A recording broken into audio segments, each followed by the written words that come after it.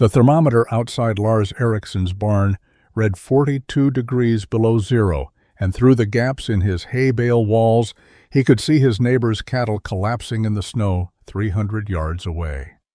Inside his barn, his own herd stood peacefully chewing hay, their breath creating gentle clouds in air that felt warm enough for shirt sleeves. Before we dive in, let us know where you're watching from, and if stories like this move you, hit that subscribe button, because tomorrow's episode is even more unbelievable than this one. The cattle auction in Bozeman, Montana territory drew ranchers from 50 miles in every direction on the third Saturday of September 1863. Lars Eriksson stood at the back of the crowd, his hat pulled low, trying to remain inconspicuous. He had come to observe, maybe buy one or two head, if prices were reasonable. But as the auction progressed, he found himself bidding with increasing frequency. The cattle were good quality shorthorns, brought up from Colorado by a rancher who was leaving the territory after his wife died. The man wanted to sell his entire herd quickly, and prices were surprisingly low. Lars won bid after bid, his excitement growing with each purchase. By the time the auction ended, he had bought 23 head of cattle, nearly tripling his herd size. The purchase price was fair, almost generous. He had the money saved from 3 years of careful ranching and one particularly good hay season, but as he arranged payment and prepared to drive his new cattle home, reality settled over him like cold water. His existing barn could hold 8 cattle comfortably, maybe 12 in a pinch. He now owned 31 animals total. Winter was 6 weeks away, maybe 8 if they were lucky. Montana territory, winters were brutal, with temperatures dropping to 30 and 40 degrees below zero, winds that could knock a man off his feet, and snowfalls measured in feet rather than inches. Cattle could survive outside if they had windbreaks and some shelter, but they lost weight, sometimes froze, and often died if conditions became severe. A rancher who wanted to maintain healthy breeding stock needed proper shelter. Lars drove his new herd home over 2 days, his mind working through the problem constantly. He would need a barn large enough to hold at least 25 animals, preferably all 31. The structure would need to be built in less than 6 weeks before serious snow arrived. And it would need to be affordable because buying the cattle had depleted most of his savings. When he reached his property on the second evening, he stood looking at his small existing barn, a simple log structure he had built when he first claimed his land 4 years earlier. It was solid, well-made, but far too small. He would need to build something at least 3 times larger. The question that would consume him for the next 2 weeks formed in his mind that night, as he lay awake listening to his new cattle settling into the temporary corral he had constructed. How do you build a large barn quickly and cheaply when winter is coming and you have almost no money left? Lars rode into Bozeman 3 days after the auction, a list of lumber requirements folded in his shirt pocket. He had spent those 3 days measuring, calculating, and sketching plans for a barn that would house his expanded herd. The structure he envisioned would require approximately 2,000 board feet of milled lumber for framing, plus additional timber for roof supports, door frames, and wall planking. At the lumber yard, he found the owner, William Hendricks, stacking fresh-cut boards near the front of the property. Hendricks greeted him with a nod and asked what he needed.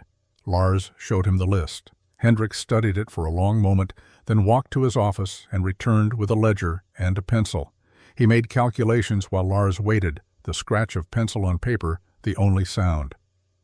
When Hendricks finally looked up, the number he quoted made Lars's chest tighten. The lumber would cost nearly as much as he had paid for all 23 cattle. The price had increased dramatically since Lars had last purchased lumber 18 months earlier.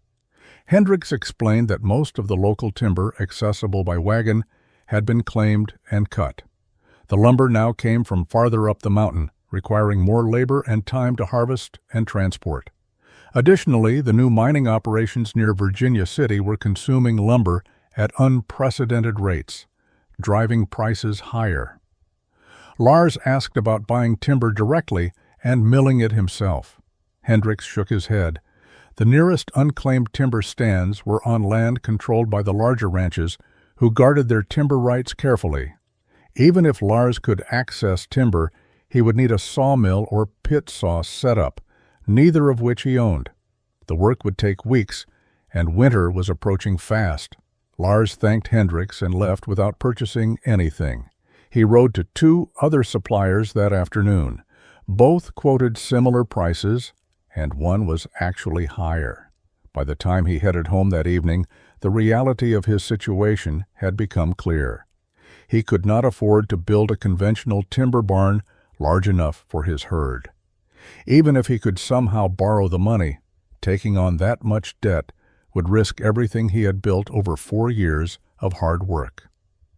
That night, he sat at his small kitchen table with paper and pencil, trying to find solutions. He could sell some of the new cattle, reducing his herd to what his existing barn could hold. But the cattle he had purchased were quality breeding stock, exactly what he needed to build a successful ranch. Selling them would be admitting defeat before he had even tried.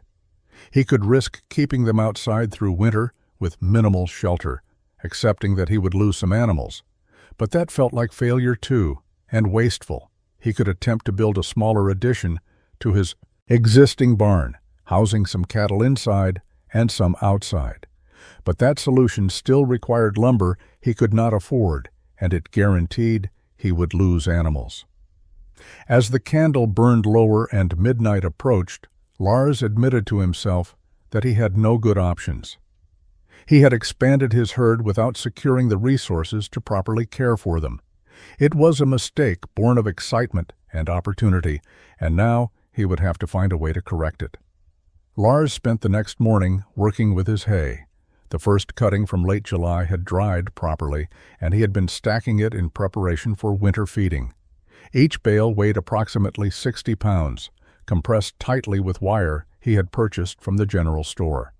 He had learned the baling technique from a German farmer 2 years earlier, and it had transformed his hay storage. Instead of loose hay piles that required enormous space and were vulnerable to wind and moisture, he now had compact, stable bales that stacked efficiently and stayed dry. As he lifted and stacked the bales, building a protective haystack near his existing barn, he found himself noticing their qualities in a new way. The bales were dense, surprisingly solid. When he stacked them, they fit together tightly, creating walls. The stack he was building stood nearly 8 feet tall, and it blocked the wind completely. He walked around to the leeward side and noticed the temperature difference immediately. The hay wall was creating a sheltered microclimate. He pressed his hand against the bales. They were firm, almost like blocks of compressed wood. He tried to pull one apart with his bare hands and could not. The wire binding held, and the hay itself had compressed into a nearly solid mass. He pushed against the stack, testing its stability. It did not budge. That afternoon, he walked to his hay shed, a simple 3-sided structure where he stored bales for easy winter access. Inside, away from direct weather, the temperature was noticeably warmer than outside. The hay itself seemed to hold and radiate gentle warmth. He sat on a bale, thinking. Hay was insulation. Farmers had known this forever. They banked hay against cabin foundations to keep floors warm. They used it to protect root cellars. Some even stuffed it into walls between boards. But what if hay was not just insulation? What if it could be the structure itself? The thought was absurd. Hay was animal feed, not building material. It would rot, collapse, catch fire. Everyone would say he was crazy. But as he sat there, the idea would not leave him. He had hundreds of bales, more than enough to feed his cattle through winter with substantial surplus. Hay cost him only labor to produce, since he owned the land and grew it himself. He had no money for lumber. He had abundant hay. The next 3 days, Lars conducted experiments he told no one about. He built a small test structure behind his cabin, 4 bales high and 6 bales long, with a canvas tarp, stretched over the top. He poured water on it, simulating rain. The outer half-inch of hay absorbed moisture, but the dense interior remained dry. He left it for 2 days, then examined it carefully. No rot, no collapse, no problems. He stacked bales higher, testing stability. At 12 bales high, the structure remained solid. He placed heavy rocks on top, simulating roof weight. The bales compressed slightly but held. On the 6th day after the auction, Lars admitted to himself what he was actually considering. He was going to build a barn out of hay bales.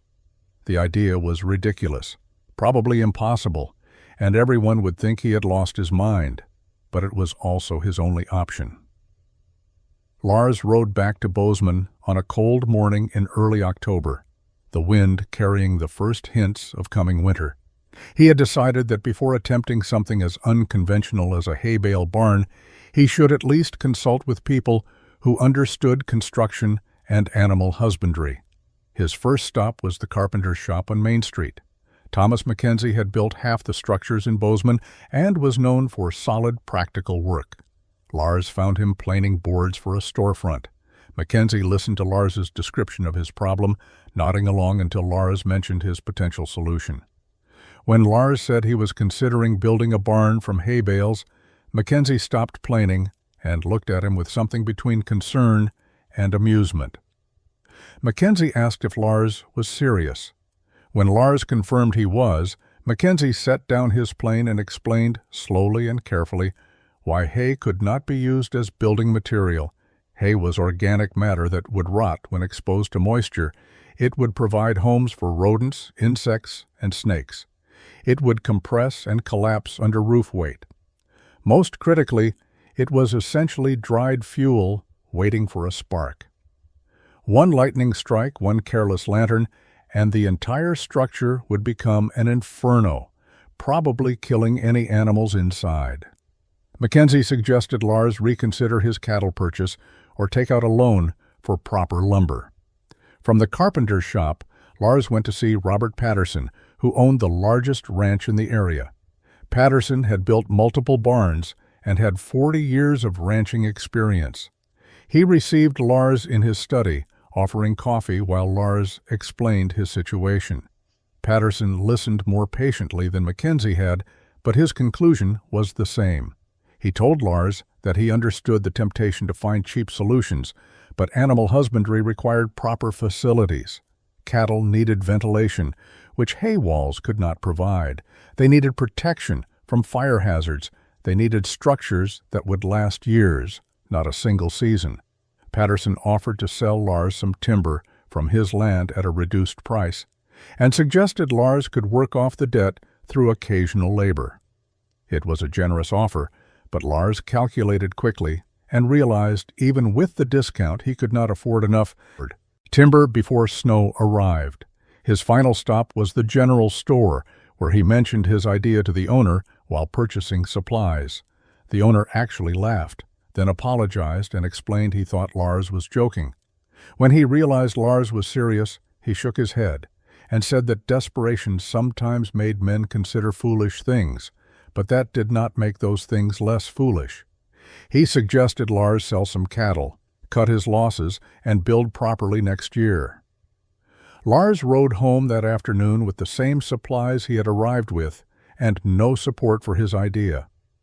3 knowledgeable, experienced men had all told him the same thing. Building with hay was dangerous, impractical, and destined to fail. The reasonable thing to do was accept their expertise and find another solution. But Lars had no other solution. That evening, he stood in his hay shed, looking at the hundreds of bales stacked neatly. The shed was warm, dry, and solid. The hay had protected itself for 2 winters already. He thought about Patterson's concerns about ventilation, Mackenzie's warnings about fire and collapse, the store owner's laughter. They were all probably right, but they also all had resources he did not have. They could afford conventional solutions. Lars could not. Sometimes he thought necessity was the only teacher that mattered. Lars became obsessive about understanding his hay bales. Every morning for a week, he conducted experiments before his regular ranch work. He needed to know exactly what he was dealing with, what the material could and could not do. The bales were not actually pure hay, but a mixture of timothy grass, alfalfa, and various prairie grasses that grew on his land. Each bale measured approximately 18 inches high, 14 inches wide, and 36 inches long. The wire binding compressed the hay to a density that surprised him when he began measuring carefully. He started with water resistance. He took a single bale and saturated it completely, pouring bucket after bucket of water over it until water ran off freely. Then he waited. After 2 hours, he cut the bale open with his knife. The outer 2 inches were wet, but beyond that, the compressed hay was merely damp. The center remained completely dry. He left the opened bale sitting for 3 days, checking it daily. The wet outer layer dried quickly in the autumn air. No mold appeared, no rot set in. Next, he tested structural strength. He built a tower of bales, stacking them 12 high against the wall of his cabin. The tower stood 9 feet tall. He climbed his ladder and placed a 200-pound anvil from his small forge on top. The bales compressed perhaps half an inch. The structure remained stable. He left the anvil there for 5 days, checking daily. No further compression occurred. Fire was the concern that worried him most. Everyone had warned him about it, and they were right to do so. Loose, dry hay would ignite easily and burn intensely. But compressed hay bales were different. He took a bale away from any structures and attempted to light it with matches. The outer surface would char and smolder, but would not maintain flame. The compression limited oxygen penetration.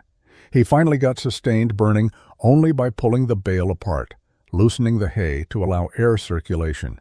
An intact, tightly compressed bale resisted ignition. He studied how his existing hay shed functioned. The building was simple, just 3 walls and a roof, but inside the temperature stayed consistently warmer than outside. He placed a thermometer inside and another outside, checking both morning and evening. The interior averaged 15 to 20 degrees warmer. The hay itself was providing significant insulation. He examined old bales from the previous year, stored in the back of his shed. They showed no deterioration, no loss of structure. The wire remained intact, the compression held. One bale had gotten wet during a storm that had blown rain through the open front. That bale had dried completely and showed no damage. By the end of the week, Lars had accumulated what he considered evidence.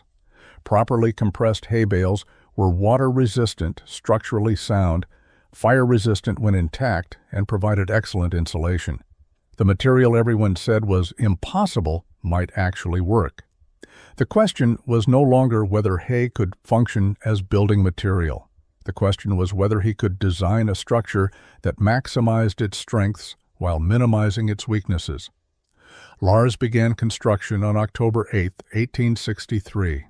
He gave himself 5 weeks to complete the structure before he expected serious snow. The site he chose was 30 yards south of his existing barn, on ground that drained well and received good sunlight. The building would measure 40 feet long and 20 feet wide, large enough to house all 31 cattle with room for hay storage and movement. The foundation was critical. Hay bales could not sit directly on ground where moisture would wick upward. He needed a barrier. He spent 2 days digging a shallow trench around the perimeter, 8 inches deep and 12 inches wide. He filled this trench with rocks gathered from his property, creating a drainage layer. On top of the rocks, he placed timber sills made from lodge pole pine he had salvaged from a fallen tree on his land. These sills formed the base, elevated 6 inches above ground level. The framework was the one concession he made to conventional construction. He could not afford proper milled lumber, but he could cut and shape rough timber from his own land. He felled 6 straight lodgepole pines, each approximately 8 inches in diameter and 20 feet long. These would become the primary support posts. He positioned them in pairs, 1 pair at each end of the structure and 1 pair in the middle. Each post was set into the ground 3 feet deep below frost line and braced with rocks tamped tightly around the base. Between these main posts, he installed horizontal timber beams at ground level, mid-height at 8 feet, and at the top at 16 feet. These beams were rough-cut and irregular, but they provided the skeletal structure that would support the hay-bale walls and roof. The entire framework took 6 days to complete, working from dawn until dark. The design was simple but deliberate. The hay bales would stack between the timber framework, held in place by the posts and beams. The framework would bear the roof weight, not the hay itself.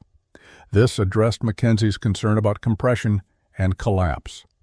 The hay would function as insulation and wind barrier, not primary structure. For the roof support, he created a simple gable frame using smaller diameter poles. The peak would rise to 20 feet at the center, allowing for a steep pitch that would shed snow. He notched the poles carefully so they locked together, then lashed them with rope, and secured them with wooden pegs he carved himself. By October 15th, the skeleton stood complete. It looked crude compared to professionally built structures, but it was solid. Lars tested every joint pushed against every post. Nothing moved. The framework would hold. Now came the unconventional part. He began hauling hay bales from his stacks. Each bale had to be positioned precisely, stacked with the same care a mason used with bricks. The first bale went into place at the northeast corner. As he set it down and adjusted its position, he felt both excitement and fear. He was committed now. There was no turning back. The stacking pattern Lars developed came from observing brick walls in Bozeman. Masons never stacked bricks directly on top of each other, creating continuous vertical seams. Instead, they used a running bond pattern, offsetting each course so bricks overlapped the joints below. This created structural strength by distributing weight and preventing the wall from separating into vertical sections. Lars applied the same principle to his hay bales. The first course went around the entire perimeter, bales laid lengthwise along the timber sills. Where bales met at corners, he cut one shorter with his saw, creating an overlap. The second course started with a half bale, automatically offsetting the joints from the course below. He continued this pattern, alternating full bales and half bales at the beginning of each course, creating the interlocking structure he needed. Each bale weighed approximately 60 pounds. After lifting and positioning dozens of them, Lars's back and shoulders burned with fatigue, but he maintained careful attention to placement. Every bale had to sit level and tight against its neighbors. Any gaps would create air infiltration points, reducing the wall's insulating value. He used a wooden mallet to tap bales into position, compressing them tightly together. The bales fit between the vertical timber posts with approximately 2 inches of clearance on each side. Lars filled these gaps with loose hay, packing it tightly. This created a mechanical lock, preventing the bales from shifting while also ensuring no air gaps remained. At the horizontal beams, he notched bales to fit around the timbers, maintaining the continuous wall surface. By the third course, the wall stood 4.5 feet high. Lars could see the structure taking shape, and something unexpected happened. The partially built walls created a noticeable wind barrier. Working inside the perimeter was calmer and slightly warmer than working outside. The hay was already performing its insulating function. The corners required special attention. This was where structural weakness would most likely develop. Lars created interlocking corners by alternating which wall extended through. At the northeast corner, the north wall bales extended past the corner post, while the east wall bales butted against them. At the next course up, this pattern reversed. The result was a corner that locked together mechanically, each course holding the one below and above it. By October 22nd, the walls stood 8 courses high, reaching 12 feet. Lars now needed scaffolding to continue. He built simple platforms inside the structure using scrap lumber and supports. The work slowed as he had to climb up and down constantly, but the pattern remained consistent. The door openings required planning from the beginning. He left a 10-foot opening in the south wall, spanning between 2 vertical posts. Above the opening, he installed a heavy timber lintel to support the weight of bales and roof above. The window openings, one on each side wall, were smaller and also spanned between posts with timber lintels. The walls reached their full height of 14 courses on October 26th. Lars stood back and examined what he had built. The structure looked solid, the hay-bale walls thick and uniform. But he knew the critical weakness. Hay bales might resist water penetration temporarily, as his experiments had shown, but prolonged exposure to rain and snow would eventually saturate them. He needed a protective coating that would shed water while still allowing the walls to breathe. He had been researching this problem during evening hours, reading every book on building materials he owned and recalling techniques he had observed. Lime plaster was traditional for masonry, creating a hard, waterproof surface. But lime was expensive and required skills he did not possess. Clay plaster was cheaper and more forgiving, but pure clay would crack as it dried, creating gaps that would admit moisture. The solution came from remembering an old German farmer's technique for preserving straw roofs. The man had mixed clay with lime and sand, creating a coating that was waterproof but flexible enough to move with the organic material beneath. Lars decided to adapt this approach. He rode to Bozeman and purchased 2 bags of hydrated lime, the only significant expense beyond wire and nails. Clay he could dig from a deposit on his property. Sand came from the creek bed. He experimented with ratios for 3 days, mixing small batches and testing them on individual bales. Too much clay and the mixture cracked. Too much lime, and it became brittle. Too much sand, and it would not adhere properly. He finally settled on a mixture of 3 parts clay, 2 parts sand, and 1 part lime, with water added until the consistency resembled thick cream. Application was labor-intensive. He mixed batches in a large wooden trough, then applied the plaster to the bale surfaces using a flat wooden paddle. The plaster went on approximately 1 inch thick, pressed firmly into the surface texture of the hay. The hay's rough surface provided good mechanical adhesion. He worked from top to bottom, allowing gravity to help smooth the coating. The first wall took him 4 full days to complete. The plaster dried slowly in the cool October air, changing from dark brown to light tan as moisture evaporated. After 3 days of drying, he tested it by throwing buckets of water against the surface. The water ran off. The plaster had formed a continuous, waterproof skin.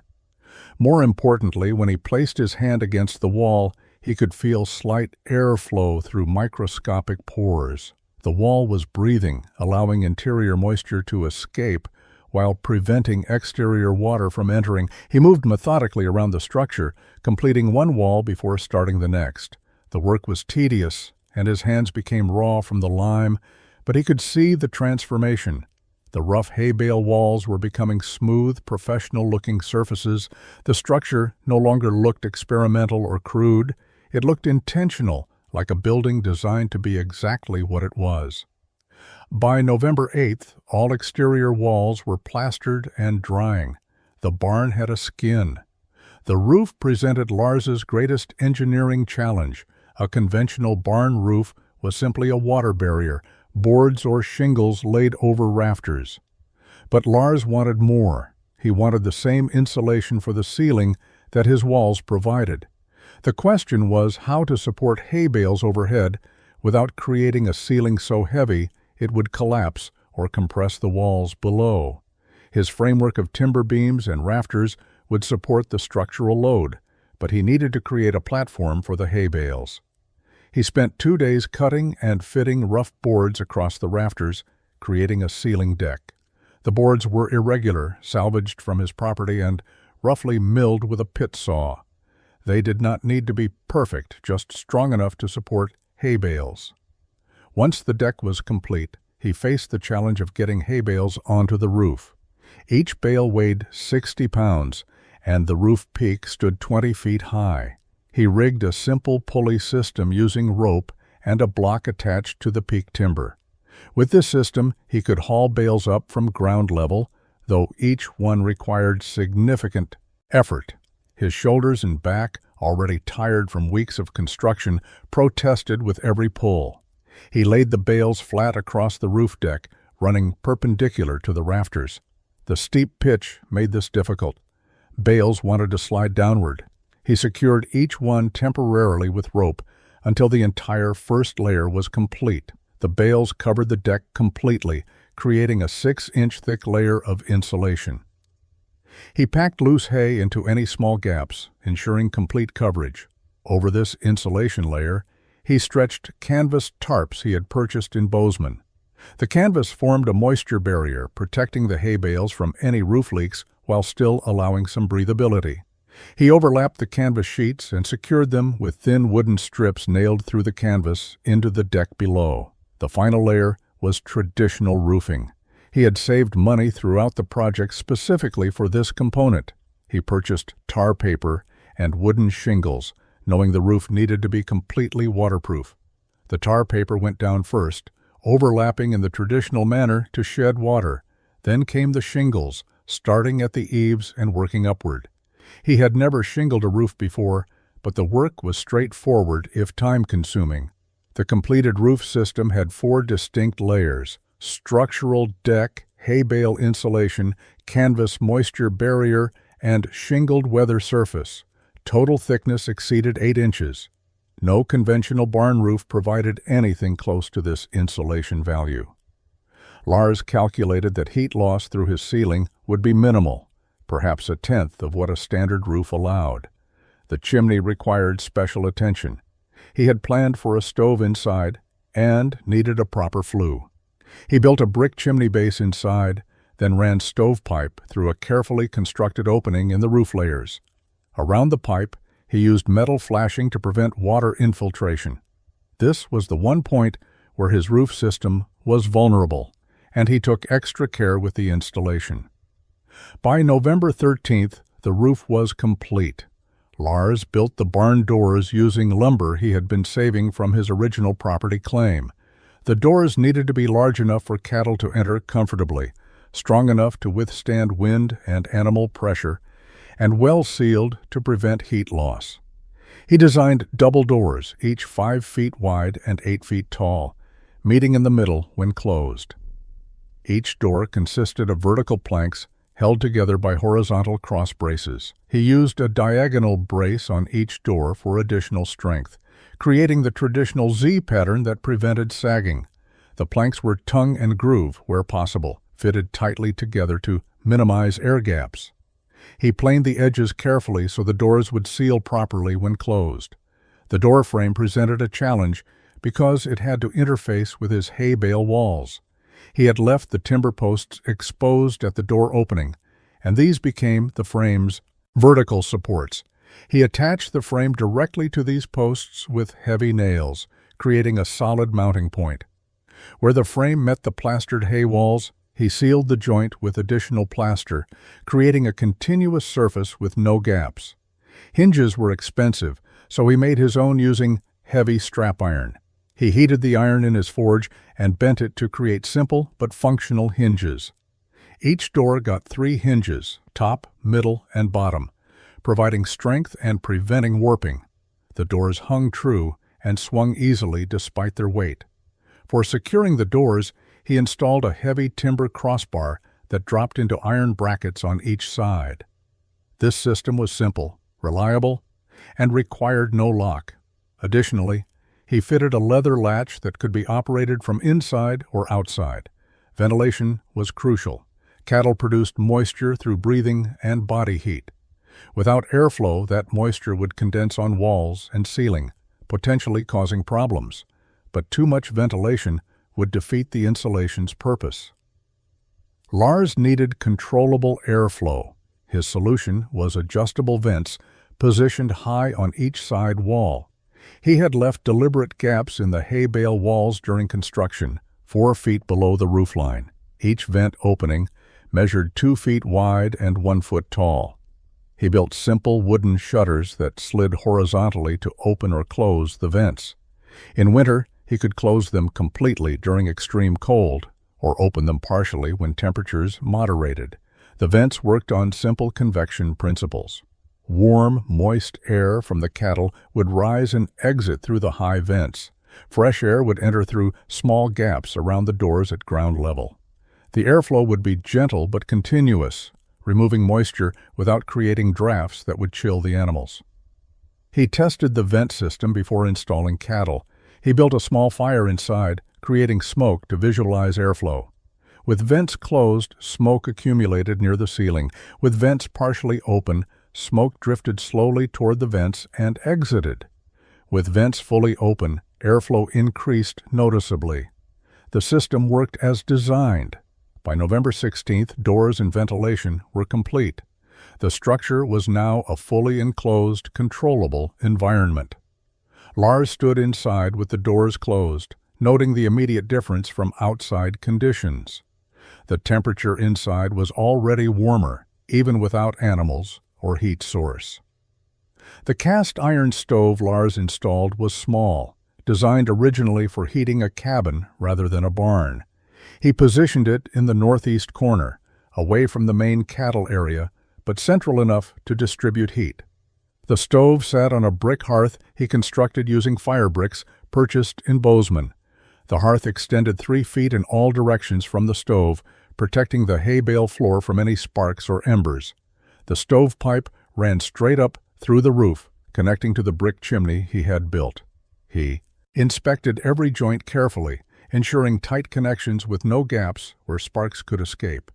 This was the most dangerous component of his entire structure.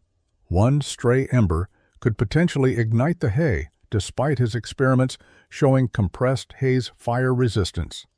He took no chances. He did not plan to run the stove continuously.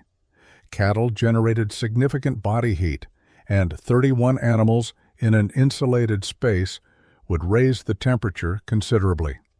The stove was backup, needed only during the most extreme cold or when he needed to warm water for the animals. He calculated he would burn perhaps a quarter cord of wood per month, a fraction of what heating an equivalent-sized log barn would require. The floor was earth, deliberately left natural. Lars had considered various flooring options, but concluded that packed earth was best for drainage and cattle comfort. He had graded the floor to slope gently toward the doors, allowing any water or waste to drain outward.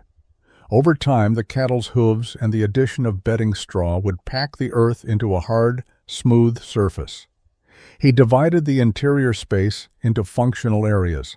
The main section, occupying roughly 2/3 of the barn, would house the cattle. He built simple timber stalls along the walls, though these were minimal, just rails to separate animals and prevent crowding. The remaining third of the space, at the north end, would store hay for easy feeding. A simple timber partition separated this storage area from the cattle section. Lighting was minimal. He installed 2 lantern hooks near the door and 1 near the stove. He would use lanterns only when necessary, always extinguishing them before leaving the barn unattended. During daylight, the barn received some natural light through 2 small windows he had installed on the east and west walls. These windows were simple openings with oiled paper stretched over frames, providing light while maintaining insulation. Water provision required planning. He could not leave water in buckets inside during extreme cold, as it would freeze. His solution was to water cattle twice daily, bringing heated water from his cabin during the worst weather. This required more labor, but prevented both freezing and the need for complex water systems he could not afford. The temperature inside the barn, before any animals or heat source, averaged 10 to 12 degrees warmer than outside. Lars verified this with his thermometer over 3 days of measurement.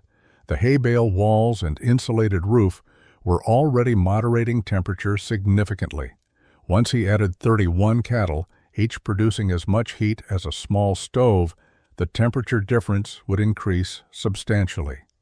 Word had spread through the ranching community about Lars Eriksson's hay barn. Most of the information came secondhand, distorted through retellings, but the core facts remained accurate enough to generate curiosity and amusement.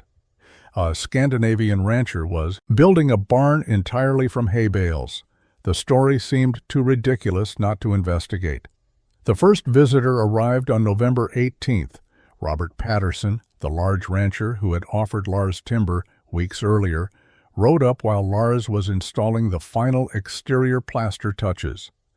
Patterson dismounted and stood silently, studying the structure from various angles. He walked the perimeter slowly, occasionally touching the plastered walls. Finally, he approached Lars and asked to see inside.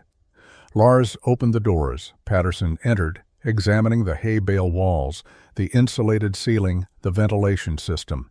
He was thorough, asking questions about construction methods, materials costs, time investment. His questions were fair, genuinely curious rather than mocking. When he finished his inspection, Patterson acknowledged that the structure was more sophisticated than he had expected, but he maintained his original position. The real test would come in winter. Hay might provide insulation, but he doubted it would hold up to Montana's worst weather. He predicted problems with moisture, possible collapse, and significant fire risk. He rode away shaking his head, though respectfully. Other visitors were less diplomatic. 3 ranchers arrived together 2 days later, clearly having coordinated their visit for entertainment purposes. They stood outside the barn laughing openly, making jokes about building houses from corn husks and barns from tumbleweeds.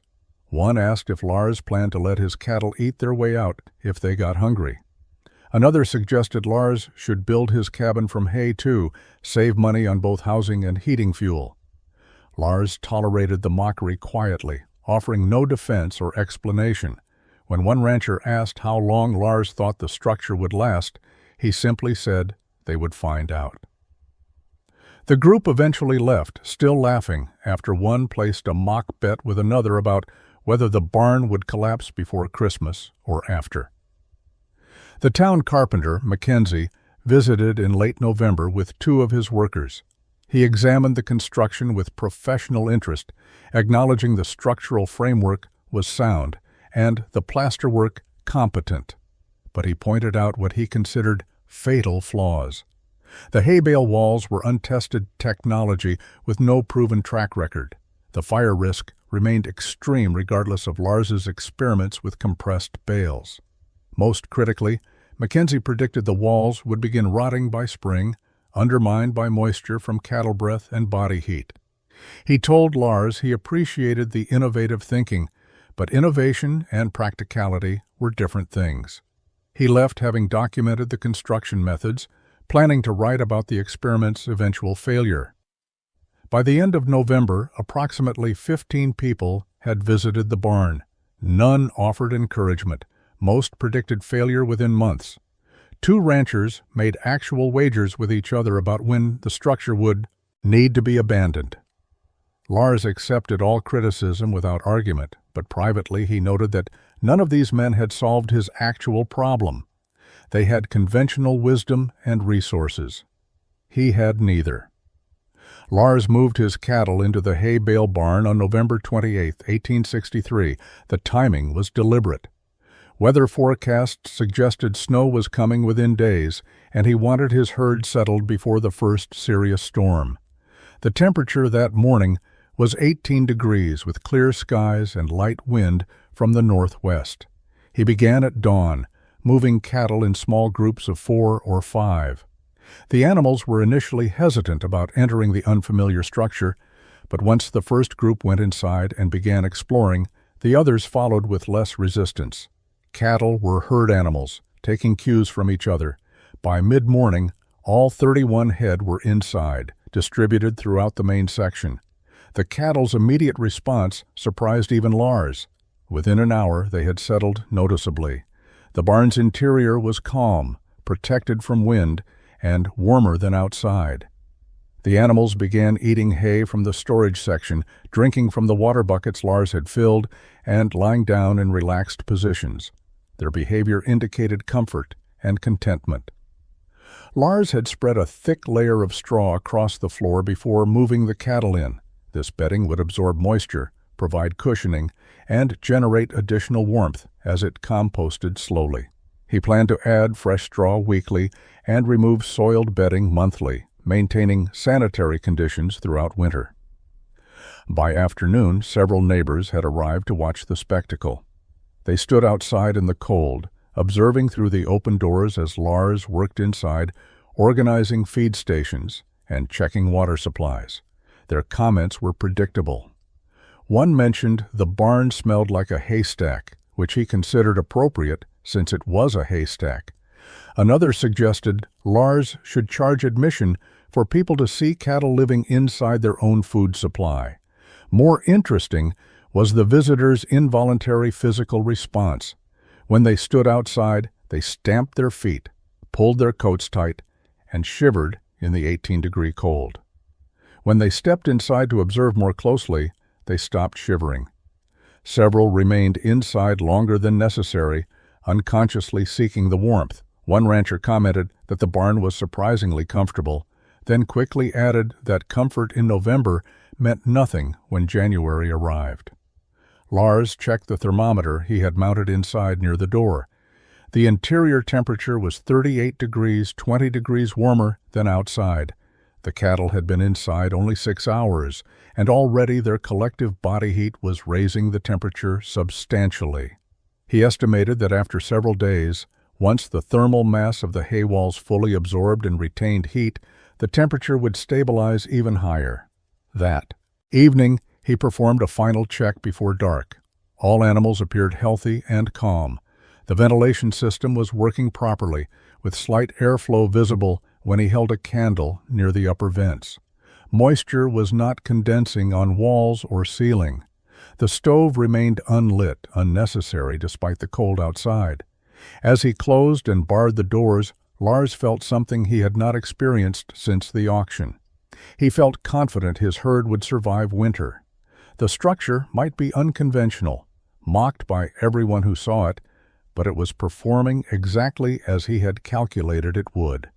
The first significant snow arrived on December 3rd, 5 days after Lars moved his cattle inside. The storm came from the northwest, bringing heavy, wet snow that accumulated rapidly. By evening, 6 inches covered the ground. By morning, 12 inches had fallen, with drifts reaching 3 feet in protected areas. The temperature dropped to 8 degrees above zero. Lars watched the storm from his cabin window, monitoring both his hay-bale barn and his old log barn. The hay structure's steep roof was performing exactly as designed. Snow accumulated briefly, then slid off in sheets as the underlayer melted slightly from interior heat. By mid-morning, the roof was nearly clear. The snow sliding off had piled around the barn's perimeter, creating natural windbreaks that actually improved insulation. The old log barn's lower-pitched roof accumulated snow heavily. The weight was not structural threatening, but the snow layer reduced heat retention. Lars knew from experience that his old barn would now be barely warmer inside than outside, perhaps 5 degrees difference at most. He visited the hay barn 3 times during the storm, checking cattle and ensuring no problems developed. Each visit confirmed the structure was exceeding expectations. The interior temperature had stabilized at 45 degrees, despite the 8-degree outside temperature. The 37-degree differential was remarkable. The cattle showed no distress, continuing to eat, drink, and rest normally. The plastered exterior walls shed water effectively. Snow touching the walls melted slightly from interior warmth, then slid down the plaster surface rather than soaking in. The plaster's waterproofing was working perfectly. Lars examined the wall bases carefully, looking for any moisture infiltration. He found none. The foundation drainage system was keeping ground moisture away, and the plaster was preventing snowmelt from penetrating. The ventilation system required adjustment during heavy snow. With vents fully open, snow was blowing in through the upper openings. Lars closed them to narrow slits, maintaining airflow while preventing snow entry. The reduced ventilation did not cause problems. Air quality remained good, and moisture did not accumulate noticeably. On December 5th, 2 days into the storm, Lars's nearest neighbor, Thomas Halvorsen, struggled through the deep snow to check on him. Halvorsen was Norwegian, had homesteaded near Lars 4 years earlier, and the two maintained friendly relations despite limited interaction. Halverson asked if Lars needed help with his cattle, suggesting they might need to be moved to better shelter during the storm. Lars invited him to inspect the hay barn. Halverson was skeptical but curious. Inside, he found cattle resting comfortably in temperatures warmer than many cabins during winter. He touched the interior walls, felt the radiant warmth, examined the construction methods. His expression shifted from skepticism to genuine surprise. He asked detailed questions about costs, construction time, and whether Lars truly believed the structure would last all winter. Lars answered honestly. He believed it would last, but only time would prove whether he was right. Halverson admitted the cattle looked healthier and more comfortable than his own animals in his conventional log barn. Before leaving, he asked if Lars would be willing to explain the construction process if the barn survived until spring. Lars agreed. The storm cleared on December 6th. 14 inches of total accumulation covered the ground. The temperature remained below 15 degrees for 3 more days. Lars's hay barn maintained interior temperatures above 40 degrees throughout, requiring no supplemental heat from the stove. The blizzard that would define Lars Eriksson's hay barn arrived on January 14, 1864. Weather had been unusually cold for the previous week, with temperatures hovering between 0 and 10 degrees, but nothing prepared the territory for what was coming. The storm formed over the mountains and descended on the valley with unprecedented fury. It began mid-morning with light snow and increasing wind. By noon, visibility was reduced to 50 feet. By 2 in the afternoon, visibility was 0.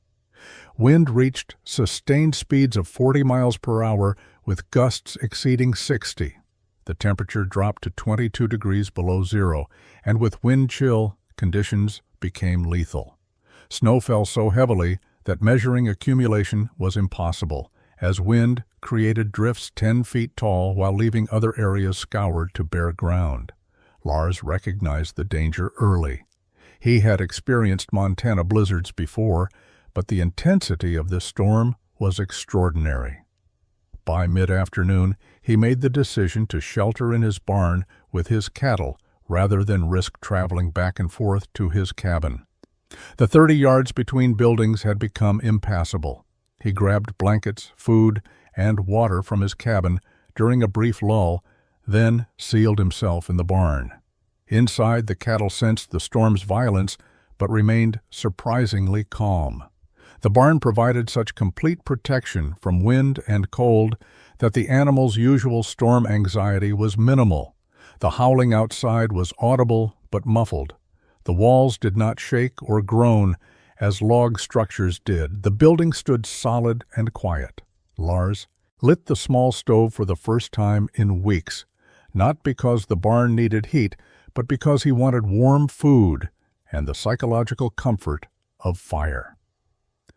The thermometer read 48 degrees inside, while the outside temperature was 22 below 0. A 70-degree differential. He had not imagined such performance was possible. The storm lasted 3 days.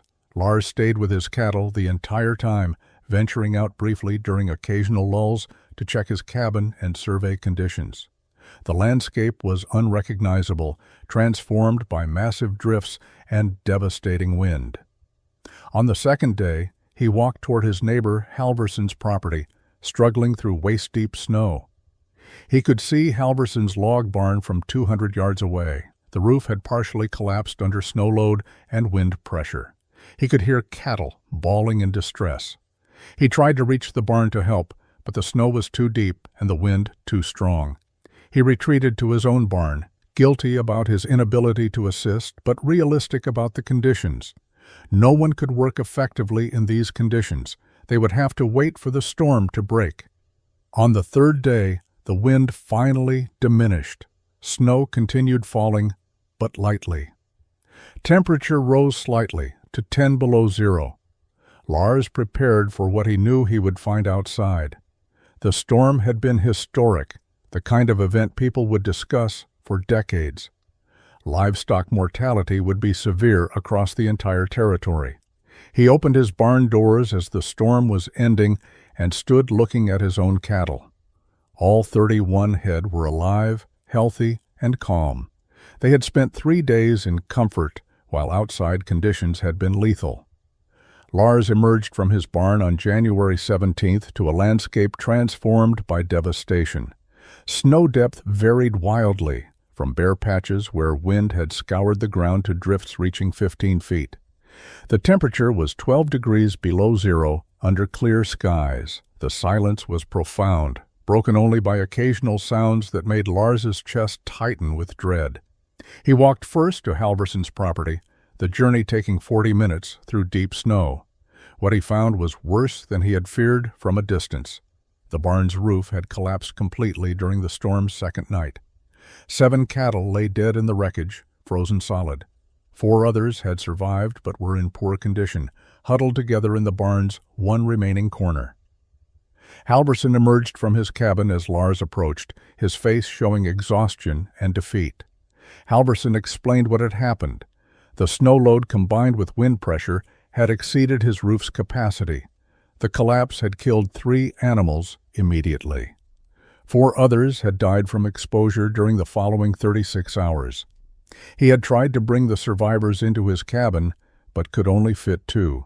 The others had remained outside with inadequate shelter.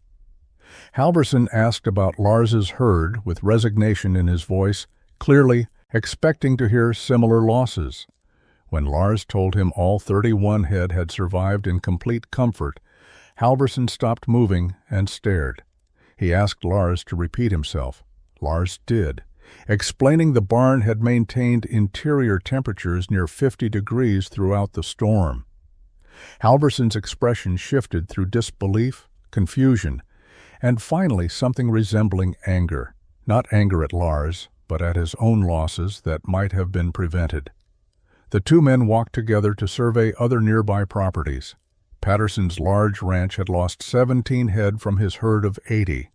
His barns had held, but temperatures inside had still dropped dangerously low. Several animals had died from cold stress. Mackenzie's property, where he kept a small herd, had lost 4 of 9 cattle. The carpenter's well-built log barn had not protected them adequately. Throughout the day, as Lars visited neighbors and helped where he could, the same pattern emerged. Every conventional barn in the area had experienced losses or near losses. Roofs had collapsed, walls had failed, or structures had simply not provided sufficient insulation against the extreme cold. Mortality rates ranged from 20 to 60%. Some ranchers faced financial ruin. By contrast, Lars's Hay-Bale barn had not just survived, it had thrived. The structure showed no damage. The roof had shed snow continuously, never accumulating dangerous loads. The walls had not shifted or compressed. Most remarkably, the interior had maintained temperatures that kept cattle comfortable rather than merely alive. As word spread through the community, the mockery stopped. Men who had laughed at the hay barn now asked detailed questions about its construction. The rancher who had joked about cattle eating their way out now asked if Lars would help him build something similar before next winter. The impossible had become the standard by which other structures were judged inadequate. The transformation in community attitude happened rapidly. Within 2 weeks of the blizzard, 5 ranchers had visited Lars requesting detailed explanations of his construction methods. Robert Patterson arrived with paper and pencil, taking notes as Lars walked him through every aspect of the design.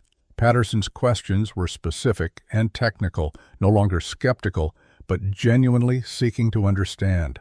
Patterson's interest was practical rather than theoretical. He had lost animals and money. His pride was secondary to preventing future losses. He asked Lars to estimate costs and construction time for a hay-bale barn large enough to house 60 cattle. Lars provided honest numbers based on his experience. Patterson calculated quickly, comparing this to conventional construction costs. The hay-bale approach was less than 1/3 the expense of lumber construction and faster to complete.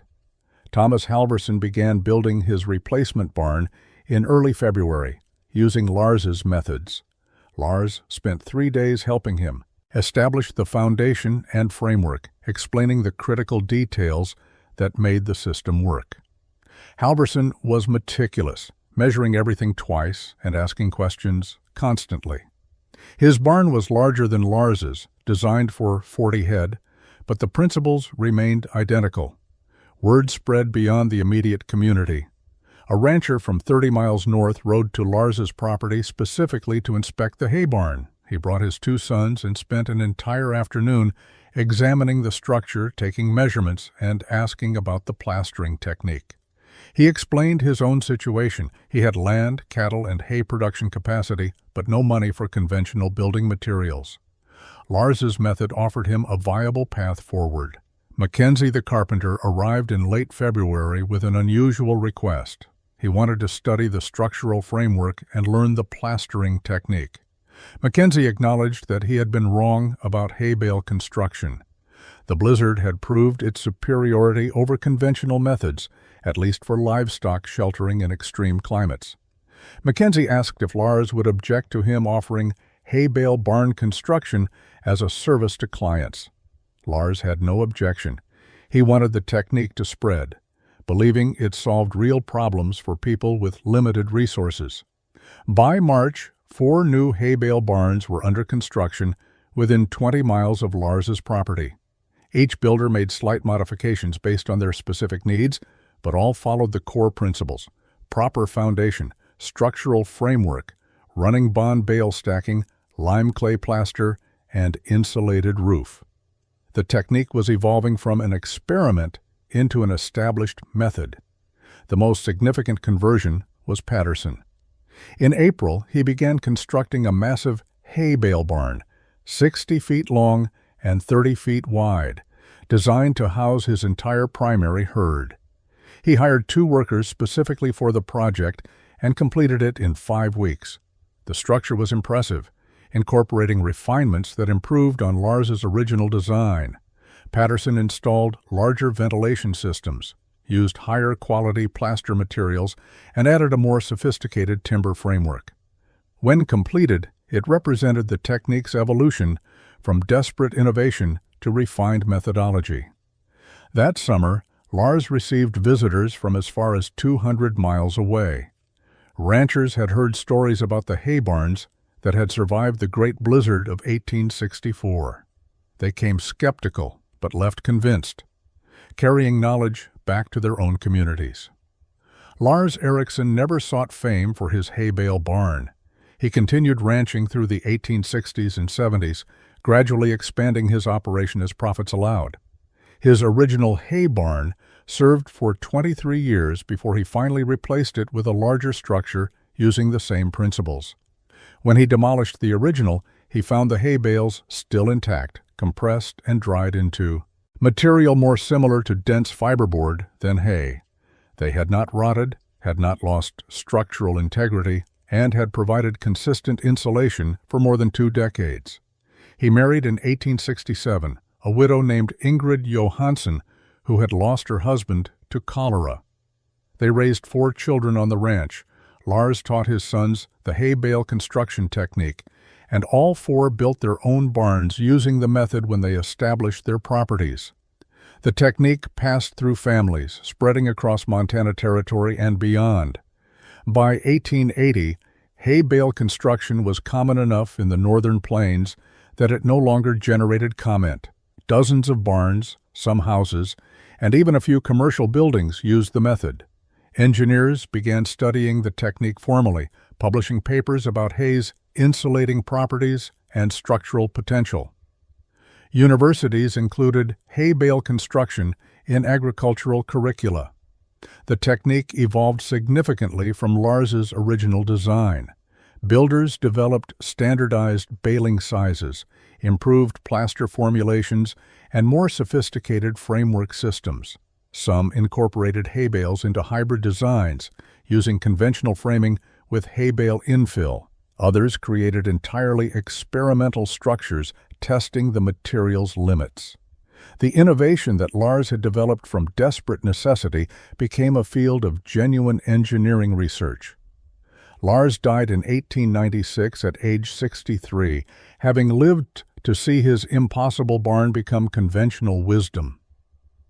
His obituary in the Bozeman newspaper mentioned his pioneering work with Hay-Bale construction, noting that dozens of structures throughout Montana Territory owed their existence to his innovation during the terrible winter of 1863. The broader legacy of Lars's work extends beyond individual structures.